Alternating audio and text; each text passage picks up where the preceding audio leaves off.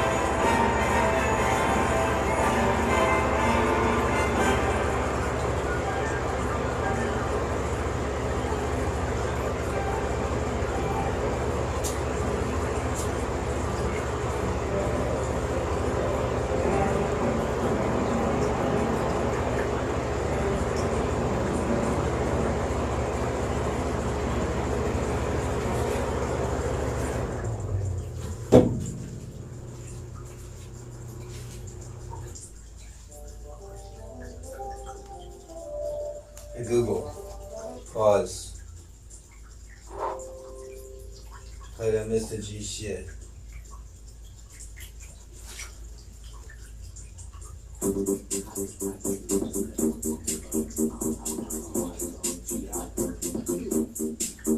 Mr.G, Mr.G, Mr.G, Mr.G, he's your Ellis teacher, gone idle streamer.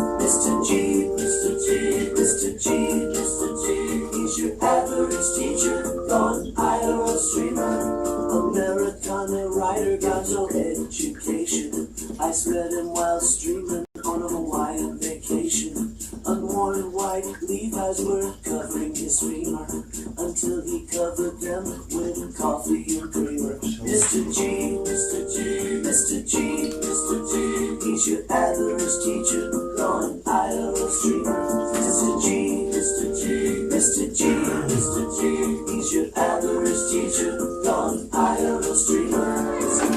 G, G, G, G, G, G, G, Mr. G, G, G,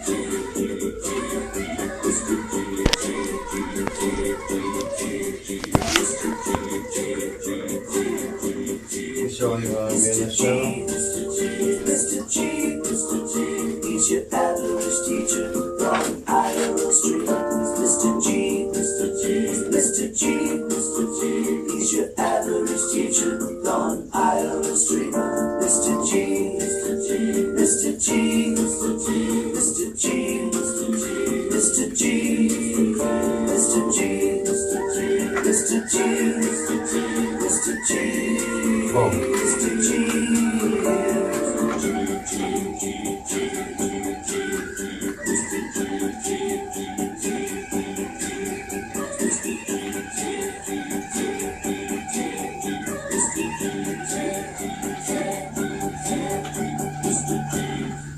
Hey everybody, I'm Mr. G.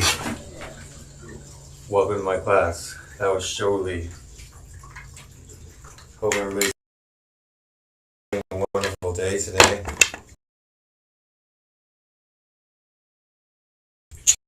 Today we're going to be learning about the wonderful state of New Mexico.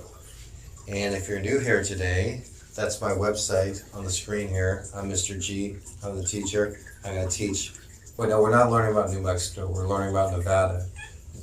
We're going to learn about Nevada for about an hour, less than that, really. And, everything about Nevada. So, guys, welcome to Nevada. All right, you guys excited? You shouldn't be, because it's not that super exciting. The most exciting thing is me, I guess. We are coming to you in high production value. We have high production camera, high production lights, and professional teacher as myself.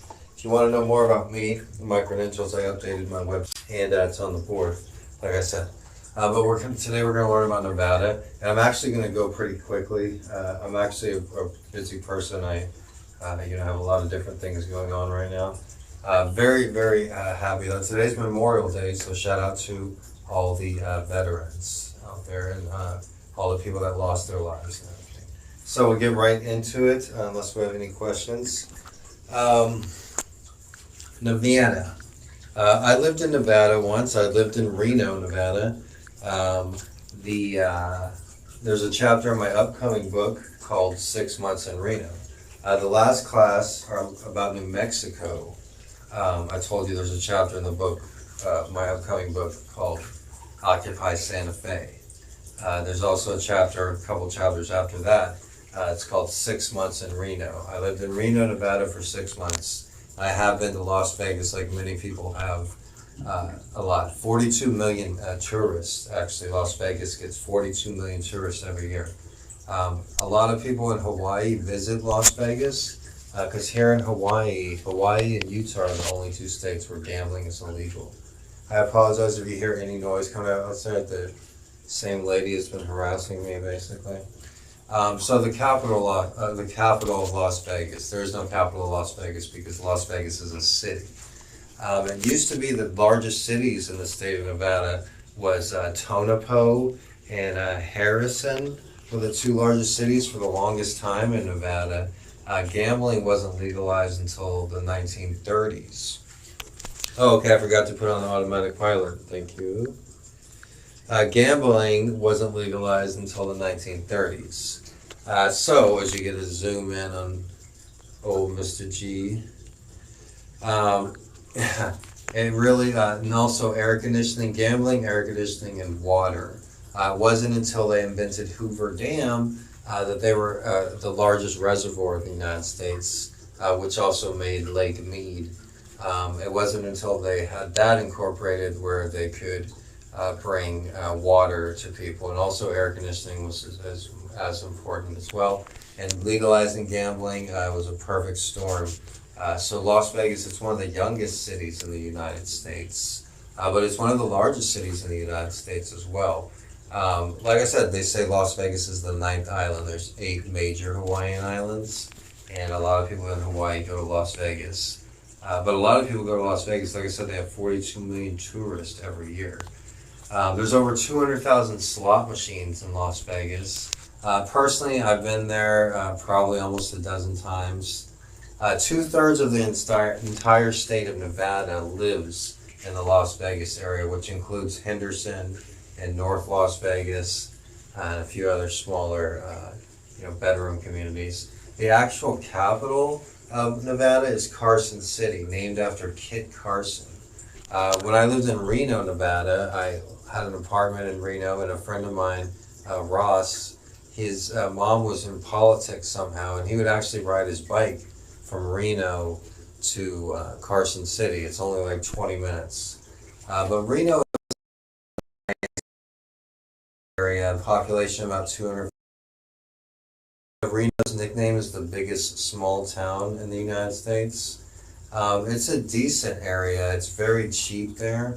They're very environmental. The Truckee River goes through downtown Reno. I worked at a school and a farm in Reno called the River School Farm, a really prestigious place, and I worked there as a farm manager actually. They're very big on they're very environmental. Their downtown library has like trees going through it, and there actually is a decent amount of nature in Reno. 20% of the state of Nevada lives in the Reno area, which also includes Sparks, Nevada. Sparks, Nevada is just like a big suburb of Reno. And if you ever meet anybody from Reno, Nevada, I always say there is Reno is so close to hell you can see Sparks. Gosh darn it. Get off the fucking computers. So, continuing on, Reno 911 was a popular television show in Nevada. And, what else? What, these classes aren't going to... I like doing these classes a lot. Hey, Google, play Mozart, Volume 4. So the overall... Playing Wolfgang Amadeus Mozart on Pandora. So, this is like my silver marker here. Nevada is Sorry, something went wrong. When you're ready, give it another try. Okay. Nevada is known as the silver state. That's because they mine more silver than anywhere else in the United States. They're second in the world in silver mining, and they're actually 4th in gold mining. Another popular industry is tourism, obviously. And, agriculture, it is a desert. It is majority desert other than the, 20% around Reno, which is near the Sierra Nevadas. And then it also, you'll find Lake Tahoe in Nevada. It shares a border with California. Lake Tahoe is just south of the Sierra Nevadas. It's actually not a lake. It's actually it's a freshwater lake. And there's beaches and ski resorts. The Emerald Bay State Park is located there. And also they have the famous Sun Harbor Beach, as well as the Lake Tahoe Ridge Trail as well is really popular, the Rim Trail there. So there is a lot of decent nature in the state of Nevada. There's just 2 major cities, Reno and Las Vegas. And then there's a lot of smaller towns. I spoke about Tonopah used to be one of the largest towns.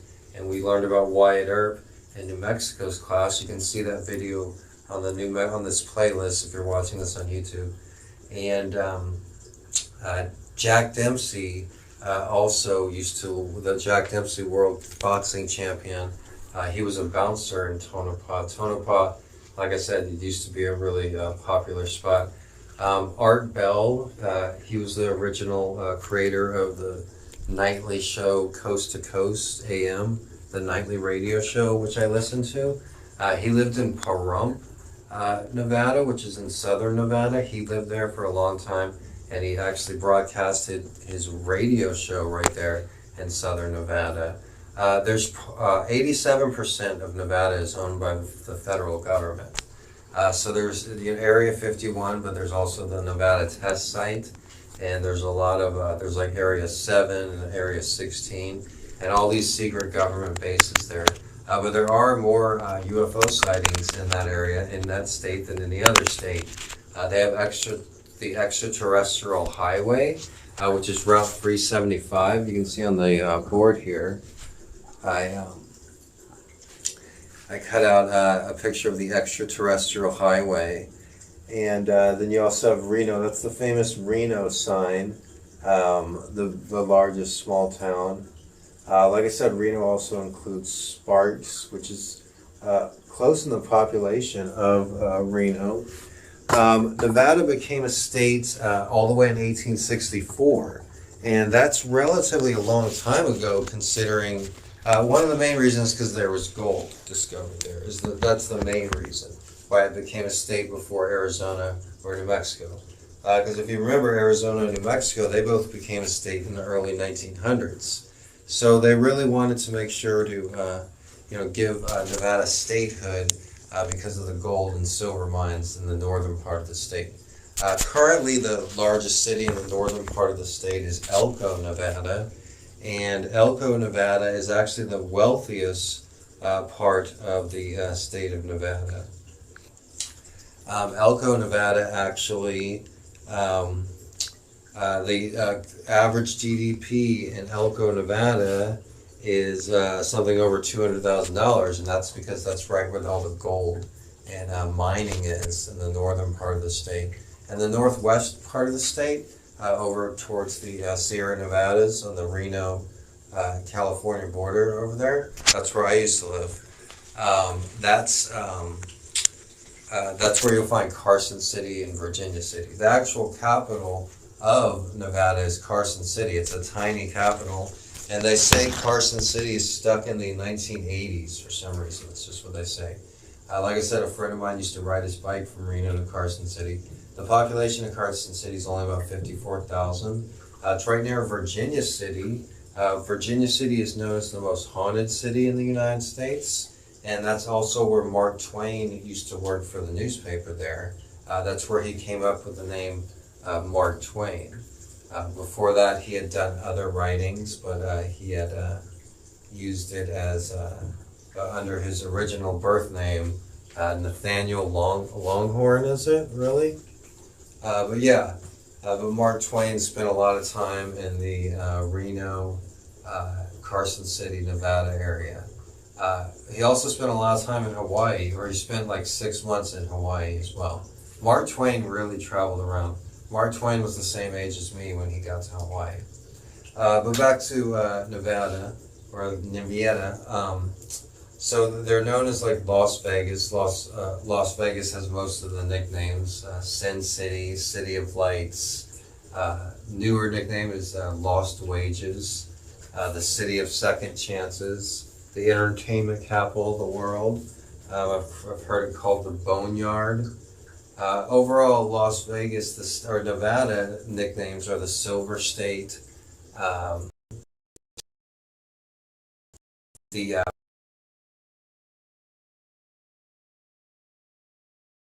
and the Sagebrush State. The reason it's the Sagebrush State is because sagebrush is the official flower, the official state flower of Nevada. But Battleborn is because they became a state in 1864 during the peak of the Civil War. And that was because Lincoln really wanted more states with a union to help battle the Confederacy. Like we learned in the New Mexico lecture, the Confederacy, our entire state of, or all of northern New Mexico during this time. Nevada's the 7th largest state. It's the 19th most populous. There's only about 3 million people there, but it's one of the most popular states to move to.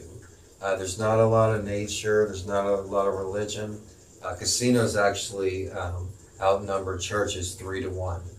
There's no sales tax. They have a 13% poverty rate, which is much higher than the national average.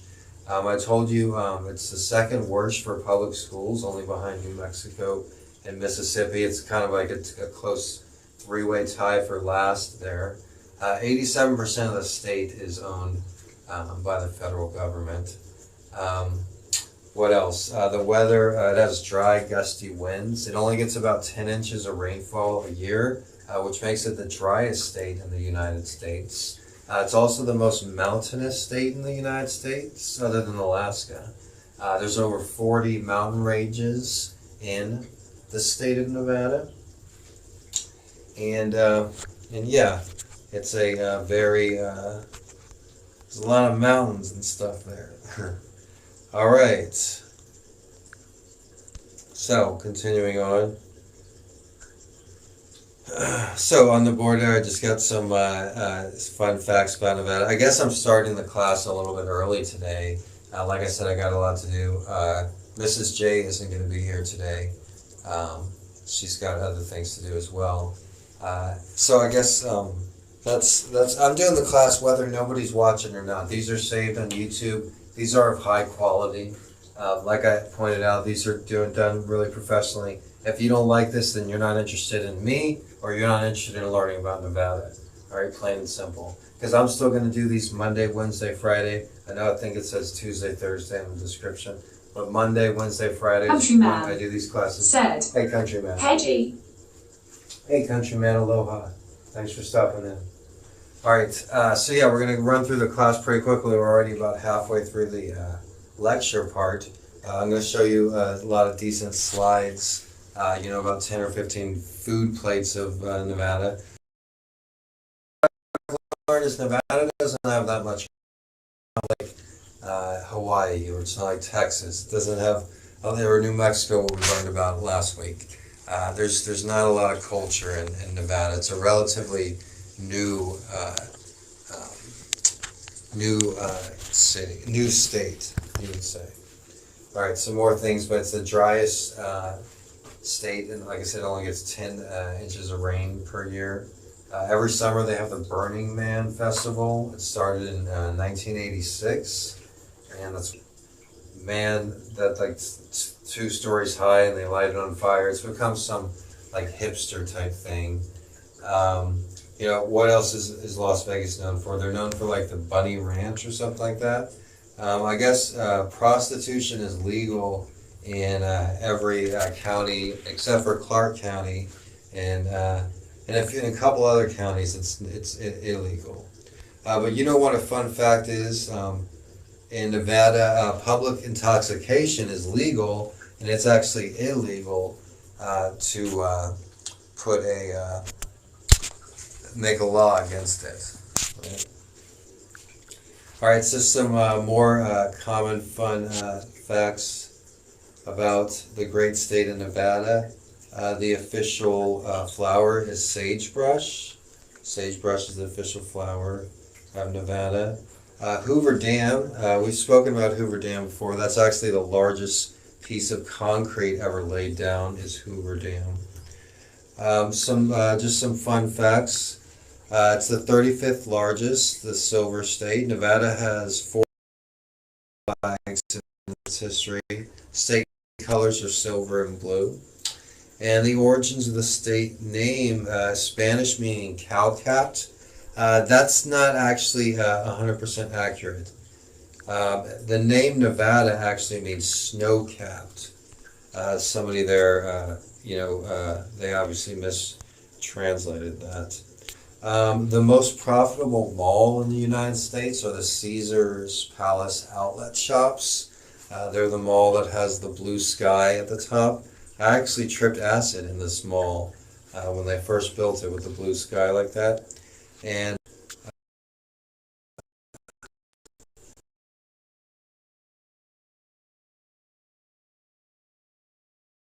that's the reason I know that. Downtown Vegas, Fremont area, that's where you also find some crazy things on the sky. I've never seen the ceiling that they've done.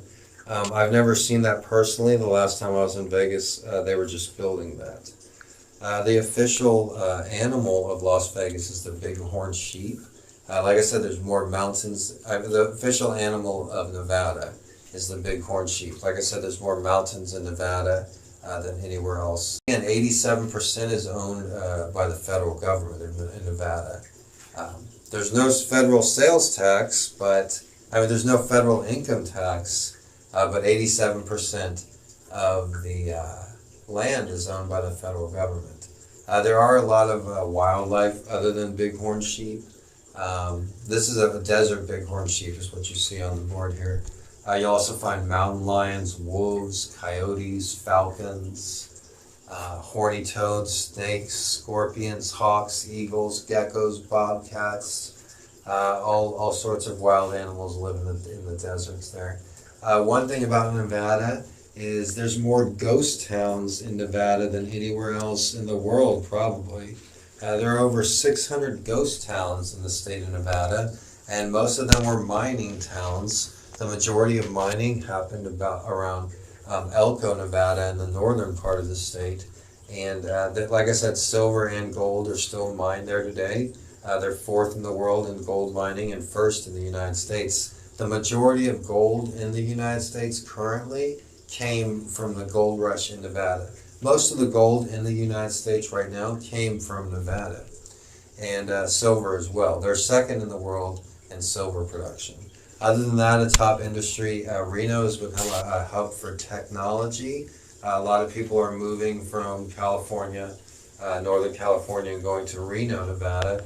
Like I said, I've worked in Reno, Nevada. I can see there's no income tax there, and it seems like a decent place to go. Nevada is one of the only states that has a caucus. They have 6 electoral votes. They're a swing state, so sometimes they vote Democratic, sometimes they vote Republican. The majority of the state is what you would consider a red state, but there is in Clark County in the major metropolitan area of Las Vegas where 70% of the population lives, and they tend to vote Democratic. As far as the flag goes, Nevada has a nice cobalt blue flag. There's the battle horn with the states, with the battle born on it. There's the horn,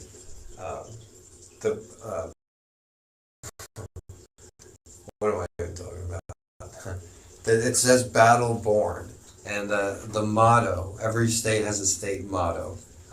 Nevada's state motto is all for country, all for our country. And once again, that's because they became a state during the Civil War. Battle Born is also a nickname of Nevada. So, Nevada and Louisiana, they're the only 2 states that allow gambling legally throughout the whole state. Prostitution is legal in some parts of the state of Nevada. Like I said, there's not much culture. There's not many people that have a lot of roots there. The 2 largest schools there are UNLV, which was founded in 1957, rather late for a state university. However, their original school, the University of Nevada, which is in Reno, wasn't founded in 1874. When most state universities, that's rare that you get another school become larger and more recognizable than the main state school. Like University of Texas in Austin, Austin is like the #1, and then you have UTSA and UT Dallas and wherever, all the smaller satellite schools. But it's rare for a satellite school to actually overtake the mainstay school. So University of Nevada is located in Reno, and then they opened up a satellite school in the 1950s in Las Vegas. And currently UNLV has a student population of 28,000, and the University of Nevada only has a population of about 20,000.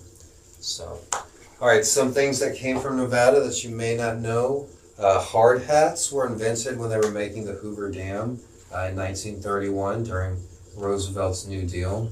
Video slot machines were invented in Nevada, no surprise there. The hydroelectric power with Hoover Dam also came from Nevada. Nevada has the most U.S. gold. Most of all the U.S. gold comes from Nevada. And also the quick divorce came from Nevada. Reno was the place where you used to go to get a divorce because it used to be, or an abortion. Classy place, right? But back in the 40s, 50s, and 60s, if you watch movies or TV shows from that time, because you know everybody does, right? Including me. But they'll mention something like, oh, she went to Reno to get a divorce, or I'm taking her to Reno to get an abortion, you know. I've seen that in like Norm movies.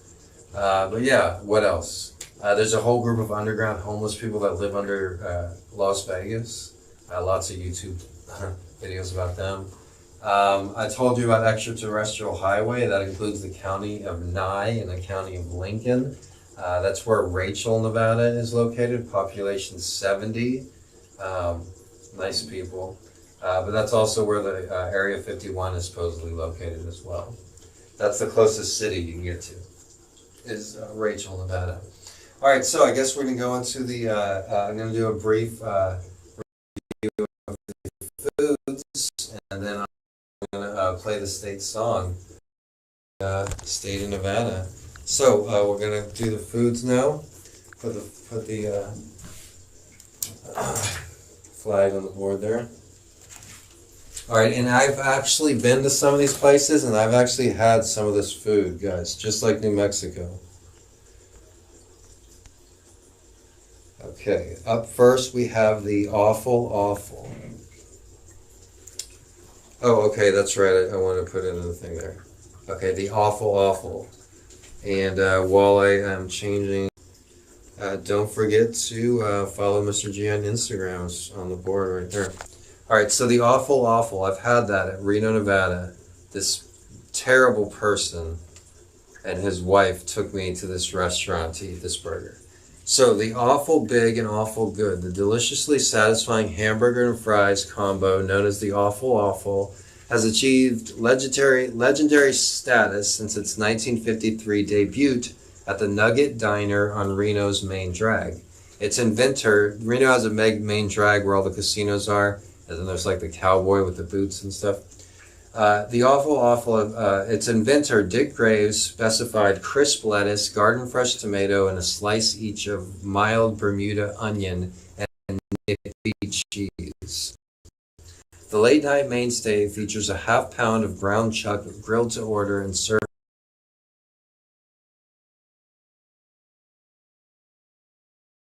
awful, and I can tell you it's not awful, it's good. One common dish they have is the bone-in ribeye steak.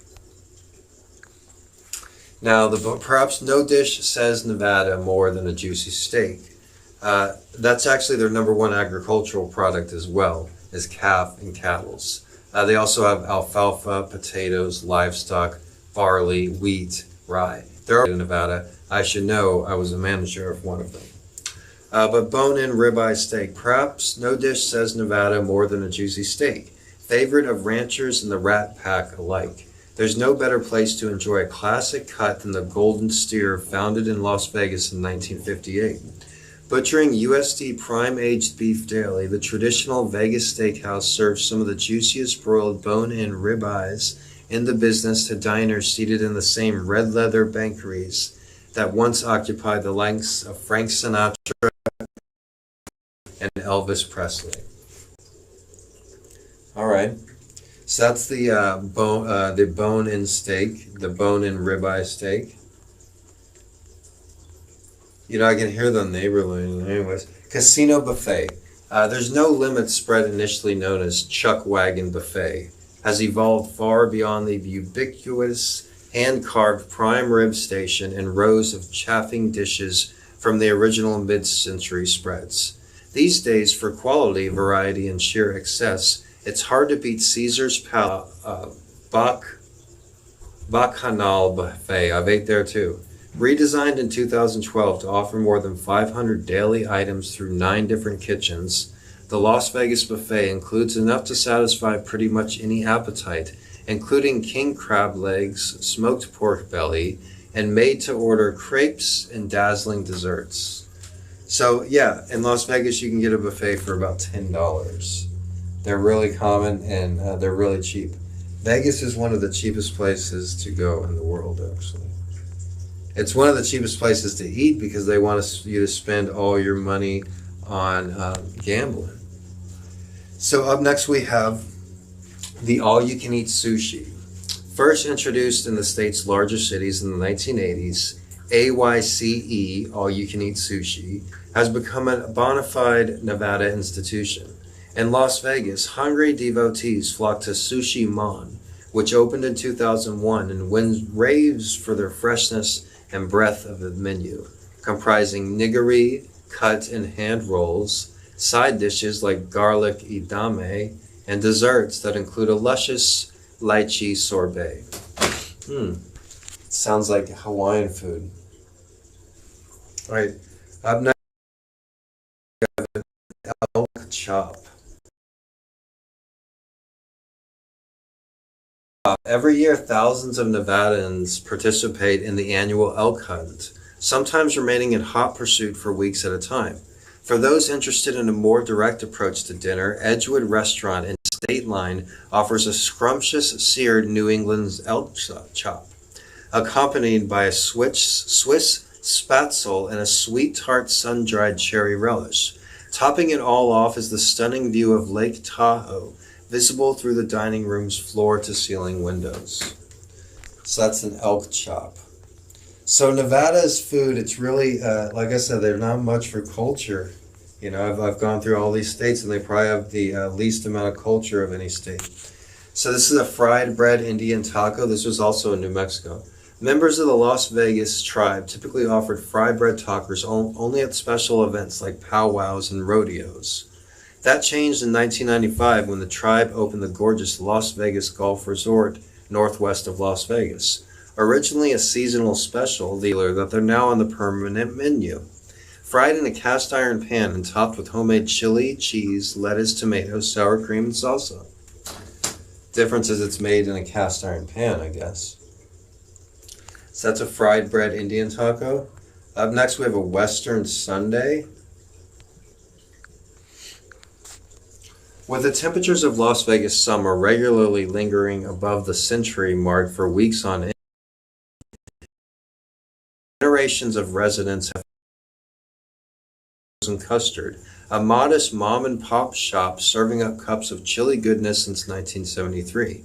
Made daily with fresh cream and eggs, the dense, smooth, frozen concoction is best showcased in the Western Sundae, topped with drizzles of hot fudge and caramel, a sprinkle of pecans, and one cherry.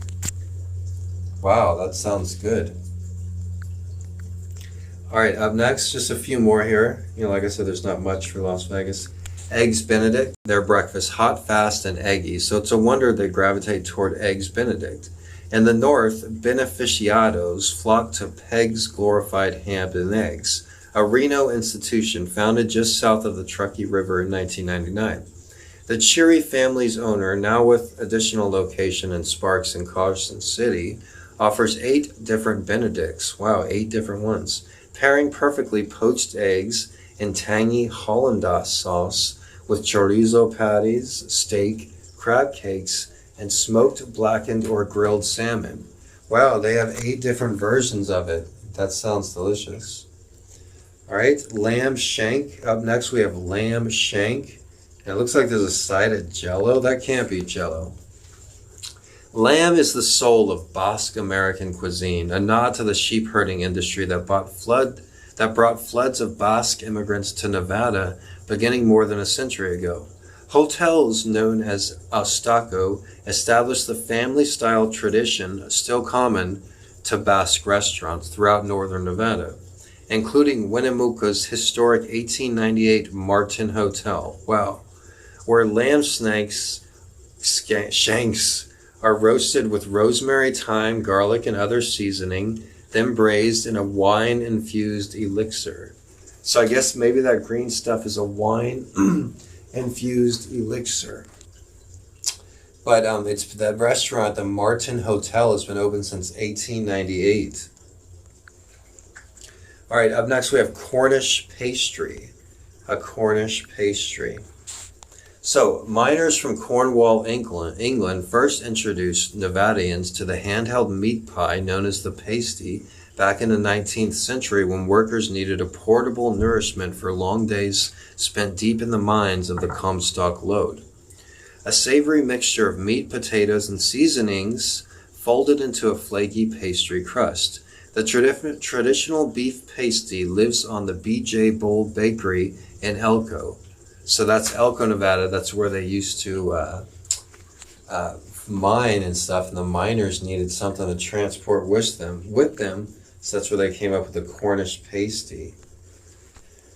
All right, up next we have the Cornish pasty, the chorizo sandwich. Born on the Spanish side of the Basque homeland, so there's a lot of Spanish Basque in Nevada apparently. Pete Gosocart started handcrafting chorizo in Battle Mountain in 1984. Battle Mountain's supposed to be the worst town in all of Nevada. The delectable air-dried sausage made of pork shoulder with paprika, garlic, and other spices figures prominently into Villa Basque Cafe, the restaurant he and his wife Martha founded in Carson City in 1997. Grilled, butterflied, and served hot, the chorizo shines on a simple sandwich topped with mild Ortega chilies and pimentos on a locally baked French roll. All right, chorizo sandwich. I think everybody's had that before.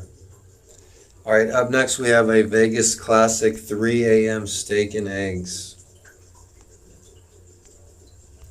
Just a few more meals and a couple drinks here. Known loving as Stegs, the no-frills late-night, early-morning steak and eggs plate is a cherished ritual for casino workers, tourists, and night owls alike. Among diners near the Las Vegas Strip, the Ellis Island Cafe rises to the top. Established in 1968, the local favorite aims to please with a generously sized New York strip, 2 eggs, toast, and potatoes, all for a price hovering at or below $10. You can't beat a steak plate for $10, right? If I'm ever in Vegas, I'm going to get a late night steak and eggs. All right, up next we have the Bloody Mary. Now, while the origins of the Bloody Mary may be debatable, there's no doubt that this brunch staple has found an enthusiastic home in the Silver State. Stalwarts trek to remote Belmont in central Nevada, where Dirty Dick's Belmont Saloon serves up a killer hair of the dog on the main street of the authentic ghost town. With a recipe passed down through generations featuring fresh ground horseradish and all the trimmings, the Belmont's Bloody is sure to raise you from the dead.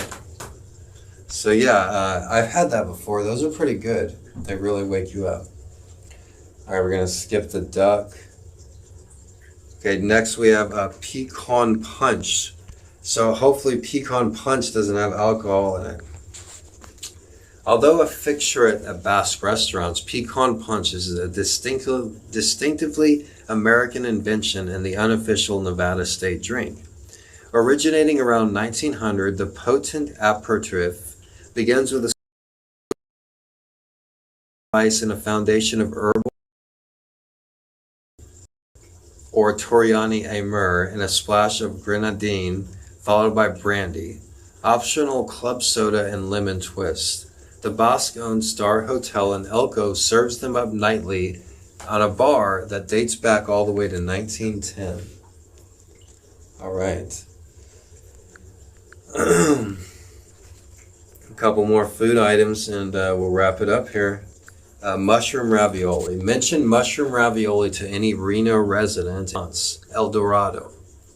Drawing from the northern Italian heritage, members of the Carano family served their signature pasta at La Strada, the flagship restaurant inside the El Dorado Resort Casino. I've been there. Adjacent to the famous Reno Arch, the celebrated dish features a rich filling made from dried porcini mushrooms imported from Italy, nestled inside pillowy house-made ravioli, all drenched in a velvety porcini cream sauce. Wow, I never knew they had such delicate dishes at the El Dorado. The El Dorado is one of the cheaper casinos in Reno. I've been there many times. All right, so up next, tamales, one of Mr. G's favorites, tamales. Vendors in Nevada's larger towns started hawking tamales around 1900, but only in the past few decades has the state been treated to authentic preparations handed down through the generations. Some of the best can be found at the Lady Tamales, a tiny shop run by Fidelina Suarez in Carson City. Moist and bursting with flavor, the pork and chicken tamales, smothered in mesa and steamed in corn husks, balance beautifully with a pignut house-made tomatilla sauce. I can make a wonderful tomatilla sauce. Tomatillos grow great in New Mexico at the farm I worked at. All right, next we have Nevada ice cream. They have their own special ice cream flavor. And then we have Nevada beer, and then we're done for the day. So home means Nevada ice cream. Home means Nevada, home means the hill, home means the sage and the pine. So goes the chorus of Nevada's official state song, which we're going to listen to in a second. Evoking the iconic landscapes and memorable aromas of the Silver State, inspired by Nevada's sesquicentennial in 2014, Icicle Creamery's Jeremy and Leilani de Marzo steeped fresh sage in a blend of milk, sugar, and cream, adding toasted pine nuts to the final product to create a frozen treat that delivers a refreshing taste of Nevada, available at their Reno shop. So Nevada is known as the sagebrush state, and they actually used sagebrush in making this Nevada flavor, which is home means Nevada. And after we learn about this IPA beer, we're going to hear the song, or actually, we're going to skip the beer. We're going to go straight to the Nevada State song. So, thank you all for joining me today. We got a big crowd here, huh? No, I would do this for even if I was just recording this. But I got through the lecture really quickly here. I have to go take care of some other stuff, and I also have somebody coming over here. So we'll be back on class on Wednesday, where we're going to learn all about Utah. And on Friday, I haven't determined whether or not I'll have a class on Friday, but if we do, it will be on Colorado.